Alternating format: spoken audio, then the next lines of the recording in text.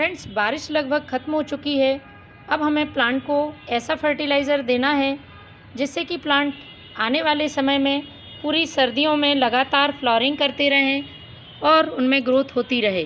क्योंकि बारिश ख़त्म होने के बाद प्लांट के लिए ऐसा फर्टिलाइज़र ज़रूरी हो जाता है जिससे कि प्लांट की सॉइल उपजाऊ रहे और पौधे को पोषक तत्वों से भरपूर फर्टिलाइज़र मिल सके। तो आज के वीडियो में मैं एक ऐसा ही फर्टिलाइज़र प्लांट को देने वाली हूँ जिससे कि पौधे को नाइट्रोजन, पोटेशियम, फास्फोरस के साथ साथ कई माइक्रो न्यूट्रिएंट्स मिल सकेंगे। इसके साथ ही प्लांट की सॉइल भी उपजाऊ होगी, क्योंकि जब तक प्लांट की सॉइल उपजाऊ नहीं होती है हमारे प्लांट पर फर्टिलाइज़र किसी तरह से फ़ायदा नहीं पहुँचा पाते हैं। और बारिश में लगातार जब बारिश होती है तो प्लांट की सॉइल थोड़ी सी जम जाती है और जब इस तरह से सॉइल हार्ड हो जाती है तब हम उसमें किसी तरह का फर्टिलाइज़र दें, पौधे को इसका फ़ायदा नहीं मिल पाता है। इसके साथ ही पौधे की ग्रोथ भी रुक जाती है क्योंकि अच्छी तरह से हवा जड़ों में नहीं पहुंच पाती है। तो सबसे पहला काम आपको फर्टिलाइज़र देने से पहले इसकी गुड़ाई करने का है। इसके साथ ही बारिश के दिनों में प्लांट की सॉइल में कुछ खरपतवार भी निकल आते हैं, तो उनको भी आपको हटाना है। पूरी तरह से आपको कचरा साफ़ कर देना है और प्लांट की सॉइल को हल्का कर देना है। इसके बाद ही आपको किसी भी तरह का फर्टिलाइज़र यूज़ करना है। ये काम आपको अभी प्लांट के लिए करना ज़रूरी है। इसके बाद दूसरी जो प्रॉब्लम प्लांट में देखने को मिलती है, बारिश ख़त्म होने के बाद पौधे की पत्तियां पीली पड़ना। देखिए, इस तरह से कुछ पत्तियां पीली पड़ जाती हैं तो ये नेचुरल है। लगातार बारिश से प्लांट की पत्तियां पीली पड़ती हैं। लेकिन यदि आपके प्लांट में लगातार पत्तियां पीली पड़ रही हैं या फिर पत्तियों का रंग चमकीला नहीं है, प्लांट एकदम बेजान सा रूखा नज़र आता है, तब आप इस फर्टिलाइज़र का यूज़ करें।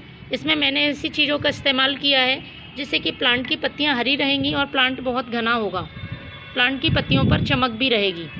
दूसरा अभी ज़रूरी काम है, जबकि बारिश रुक चुकी है तो कई प्लांट्स में सीड्स बनने लगे हैं। आप ये देख रहे हैं, इस तरह से ये सदाबहार का प्लांट है और इसमें ये सीड्स बनना शुरू हो गए हैं। तो यदि आपको इन सीड्स की ज़रूरत नहीं है तो आप इनको हटा सकते हैं, क्योंकि इनको हटाने से प्लांट की ग्रोथ लगातार होती रहेगी। यदि आप इन सीड्स को नहीं हटाते हैं तो प्लांट इन सीड्स को बनाने में और सुखाने में अपनी सारी एनर्जी ख़राब करता रहेगा और पौधे में फ्लावरिंग नहीं होगी। तो इस तरह से यदि आपको इन सीड्स की ज़रूरत नहीं है तब आप सिर्फ सदाबहार ही नहीं, कई प्लांट्स में सीड्स बनने लगे हैं तो उनको आप हटा सकते हैं। यदि प्लांट में फ्लावरिंग नहीं हो रही है या फूल सूख चुके हैं तो उनको भी आप समय से हटा दें और थोड़ा सा पिंच कर दें। इस तरह से आप पिंच करेंगे, ये देखिए मैंने ये पिंच किया हुआ है, तो पिंचिंग से फिर प्लांट में नई ब्रांचेज़ आने लगती हैं। ये देखिए साइड से प्लांट में नई ब्रांच होगी, नई ग्रोथ शुरू होगी और पौधा फिर घना बनने लगता है और पौधे में ज़्यादा मात्रा में फूल आते हैं। तो ये अभी इस समय की सितंबर के महीने में प्लांट की देखभाल है, जो कि बारिश के जस्ट बाद हमें करनी है। उसके बाद हमें प्लांट में फर्टिलाइज़र देना है। फर्टिलाइज़र इस तरह का होना चाहिए जिससे कि प्लांट की सॉइल उपजाऊ हो। इसके साथ ही प्लांट की सॉइल में लगातार बारिश और नमी की वजह से फंगस हो जाता है, इंसेक्ट या फिर चींटियां हो जाती हैं। तो हमें कुछ ऐसी चीज़ें प्लांट की सॉइल में डालनी होंगी जिससे कि ये सारे इंसेक्ट इसमें ख़त्म हो सकें। तो 3 चीज़ों का मैंने फर्टिलाइज़र बनाने में इस्तेमाल किया है। तीनों ही चीज़ें प्लांट के लिए बहुत ज़रूरी हैं। एक चीज़ प्लांट की सॉइल को उपजाऊ बनाने का काम करेगी, दूसरी पौधे की पत्तियों को पीला होने से रोकेगी, पत्तियों का रंग चमकीला होगा, और तीसरी चीज़ सॉइल में किसी तरह का इंसेक्ट, फंगस है तो उनको दूर रखने में मदद करेगी। इन तीनों चीज़ों के कॉम्बिनेशन से प्लांट के लिए एक संपूर्ण खाद तैयार होगा, जो खाद ही नहीं कीटनाशक की तरह भी काम करेगा। तो चलिए शुरू करते हैं। तो सबसे पहले मैं जिस चीज़ का इस्तेमाल कर रही हूँ ये है यूज़ की हुई चाय पत्ती। चाय बनाने के बाद जो चाय पत्ती बच जाती है उसको अच्छी तरह से धोकर सुखा लें। यदि आपके पास यूज़ की हुई चाय पत्ती नहीं है तो आप आधा चम्मच फ्रेश टी लीफ का इस्तेमाल कर सकते हैं। चाय पत्ती प्लांट की सॉइल को एसिडिक करने का काम करती है और इसके साथ ही इसका जो नाइट्रोजन है वो प्लांट की ग्रोथ में हेल्प करता है। दूसरी चीज़ मैं ले रही हूँ ये 1 चम्मच नीम खली।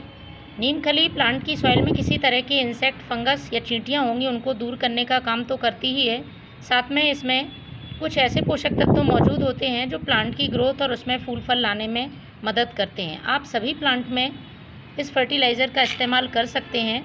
तो ये 1 चम्मच नीम खली ले लें आप। अब बात आती है प्लांट की पत्तियां पीली पड़ने की या उन पर चमक ना होने की, तो इसके लिए आप एप्सम साल्ट का यूज़ करें। यदि लगातार आपके प्लांट की पत्तियां पीली पड़ के गिर रही हैं तो प्लांट में मैग्नीशियम की कमी हो सकती है।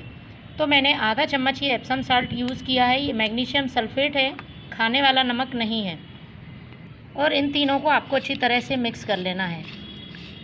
ये जो खाद है ये मैंने 2 प्लांट के लिए बनाया है। पॉट की साइज़ के हिसाब से आपको इस खाद का यूज़ करना है।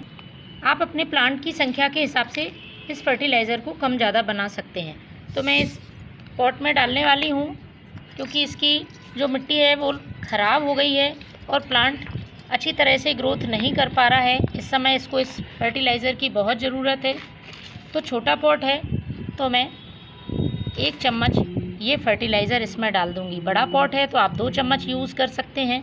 इसके बाद इसे मिट्टी से ढक देना है और मिट्टी से ढकने के बाद यदि मिट्टी गीली है तो आपको पानी नहीं डालना है और यदि ड्राई मिट्टी है तो आप इसकी वाटरिंग कर दें। इस तरह से आप सभी प्लांट में ये फर्टिलाइज़र अभी सितंबर महीने में ज़रूर डालें। आगे आने वाली सर्दियों में आपके प्लांट में बहुत अच्छी ग्रोथ और बहुत अच्छी फ्लावरिंग होगी। Thank you.